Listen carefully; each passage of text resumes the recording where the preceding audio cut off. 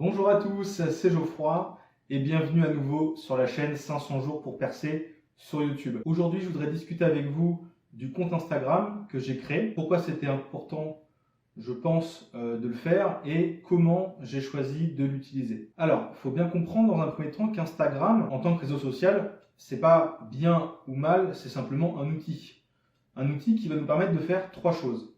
Créer une communauté, l'agrandir et permettre de la fidéliser. J'ai déjà une idée bien précise de ce que je vais faire sur la chaîne YouTube. Avec Instagram, ça va me permettre de proposer un contenu différent sur un média différent pour varier la présentation et le traitement du thème du tatouage. Alors pour la petite histoire, Instagram, j'ai créé mon compte en 2017 pour un voyage.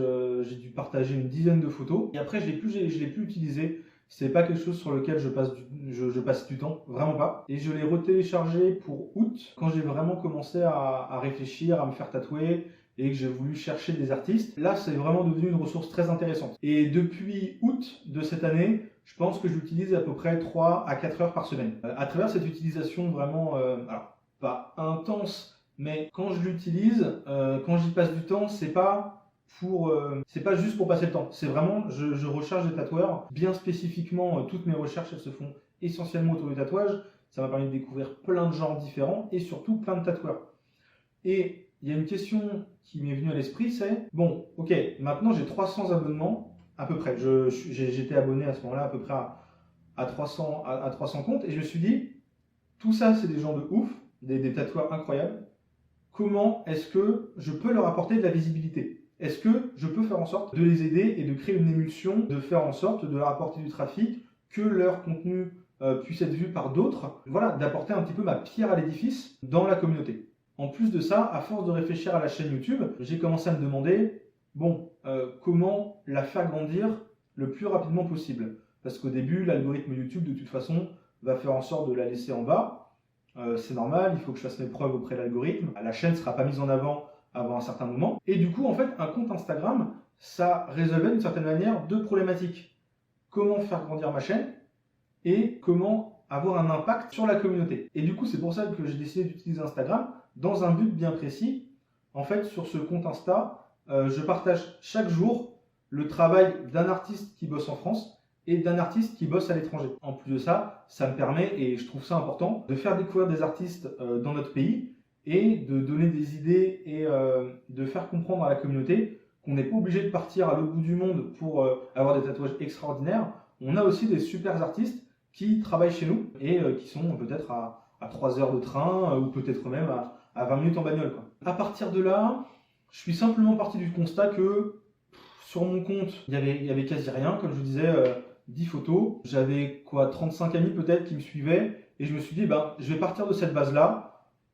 Au final, on s'en fout si mes potes ils voient des photos de tatouage. Donc j'ai changé mon compte personnel en compte professionnel. J'ai archivé toutes les photos que j'avais déjà, donc du coup pour refaire un compte clean. Et j'ai décidé de poster tous les jours. Et donc ça depuis samedi. Il y a eu un réel travail de listing. J'ai passé 2 jours dessus en fait à récupérer les 300 plus comptes auxquels je suis déjà abonné et je les ai classés dans un Excel en cherchant à savoir où bossaient les tatoueurs. J'ai listé leur nom et un lien vers leur compte. Et surtout, le plus important, c'était me noter le style dans lequel ils travaillent. Du coup, j'ai une liste pour la France et une liste pour l'étranger. Et chaque jour, je tire au sort duquel je vais parler dans chacune de ces listes. La première question qui s'est posée, évidemment, c'était la récupération des images. Donc, il a fallu que je trouve un moyen de récupérer les images qui sont sur Instagram, à savoir qu'on ne peut pas faire un vieux copier image, hein, ça fonctionne pas comme ça, il faut passer par un outil externe. Et ensuite de ça, l'idée c'était comment je le présente, comment est-ce que moi je me place, parce que je ne suis pas tatoueur, comment est-ce que je présente l'artiste. Il y a déjà pas mal de pages qui font ce que je propose, hein, donc c'est-à-dire prendre le travail de quelqu'un, de le mettre et de l'utiliser pour le promouvoir. Évidemment, la première chose qui était très importante pour moi, c'était de nommer l'artiste. Ça semble évident.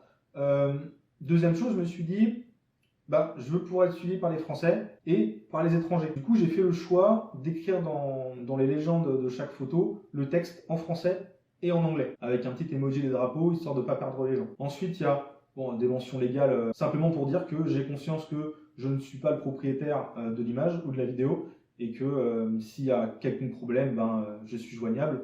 si quelqu'un veut que je retire le post ou quoi que ce soit. De tous les comptes que je suis le seul à proposer ce genre de choses. Mais ça me semblait important de bien faire comprendre que le travail que j'utilise et que je partage n'est pas le mien. Vraiment, pour moi, c'était important de le préciser. Et ensuite, dans la légende, en dessous, du coup, je mets les hashtags. Et ces 3 jours à avoir bossé sur Instagram, ça m'a permis de découvrir un nouveau monde. Parce que le marketing sur Instagram, c'est un vrai sujet bien particulier et qui est très différent de ce à quoi je peux être habitué. Le marketing standard avec les tunnels de vente, que ce soit la façon de marketer sur YouTube ou le marketing en live, en physique. Instagram a ses propres codes, a son propre fonctionnement, son propre algorithme. Et je m'en suis rendu compte assez rapidement. Voilà, selon les hashtags que je mettais sur les publications, j'avais pas la même visibilité. Ça s'est vu très vite, vraiment. Le premier jour, j'étais à 3 likes et lundi, j'étais à 8. Et du coup, je me suis posé la question, tiens, qu'est-ce qui a fait que? Pourquoi est-ce que j'ai pu avoir un tout petit peu plus de visibilité à ce moment-là? Et donc, j'ai remarqué que j'utilisais plus de hashtags. Évidemment, la question derrière qui se pose, c'est, ok, comment j'optimise ces hashtags? Et là, j'ai tapé ça dans YouTube, et là, c'était l'explosion, quoi. De parler d'Instagram, c'est un modèle de vidéo YouTube qui est assez populaire, et il y a déjà pas mal de gens qui sont installés. Donc, du coup, c'est super bien. J'ai pu avoir... je suis encore en train de bosser sur le sujet et de m'informer, d'apprendre et de mieux comprendre le fonctionnement d'Instagram, du réseau social en lui-même. Et ça, c'est vraiment passionnant. J'adore découvrir comme ça les nouveaux sujets. Pour le moment, je suis très très loin d'être un expert. Et quelque chose qui était assez intéressant, c'est que je me suis retrouvé face à une problématique que je connais très bien, c'est la volonté d'acheter des formations. Moi, je suis le genre de personne qui achète très facilement des formations. Ça depuis très jeune, depuis que j'ai commencé à m'intéresser à l'entrepreneuriat en 2010, je pense que j'ai fait mes premiers achats 2012 peut-être, mes achats de formation. Et je suis le genre de personne qui suit la formation, mais qui ne va pas la terminer. Et surtout qui ne va pas implémenter. Donc en fait, j'ai acquis une collection de formations, parce qu'à chaque fois que j'en achète une, ça rachète un petit peu ma mauvaise conscience, et puis je me dis, allez, celle-là, je la fais tenir, celle-là, sur le long terme, je vais la suivre, et puis je vais cartonner, je vais tout implémenter, et tout va très bien fonctionner. Et force est de constater que la réalité est bien différente, et au final, au bout de 5 jours, je laisse tomber. Et depuis le coaching que j'ai suivi en octobre, pour moi, c'est très important de bien faire la part des choses entre la formation dont j'ai besoin et la formation que je vais avoir envie d'acheter, parce que c'est un bon moyen de m'excuser. Et c'est un bon moyen de ne pas continuer à suivre le travail que je suis en train de fournir à l'instant T, à ce moment-là. En quoi? En 3 heures, j'ai 3 formations qui me sont proposées et 2 coachings. Et je me suis retrouvé devant cette envie d'achat impulsif. Et j'ai réussi c'est même pas me limiter, j'ai vraiment réussi à prendre conscience de la chose et simplement à me dire non, pas maintenant. Voilà. Pour l'instant, déjà, prends l'information qui est gratuite, dont tu disposes, l'information que je peux avoir sur YouTube, mets-la en place, vois ce que ça donne, et après, si tu as besoin d'aller plus loin, à ce moment-là, on repense aux formations. On sait qu'elles sont là, elles existent, il n'y a pas de problème, elles seront toujours disponibles d'ici un mois. Hein.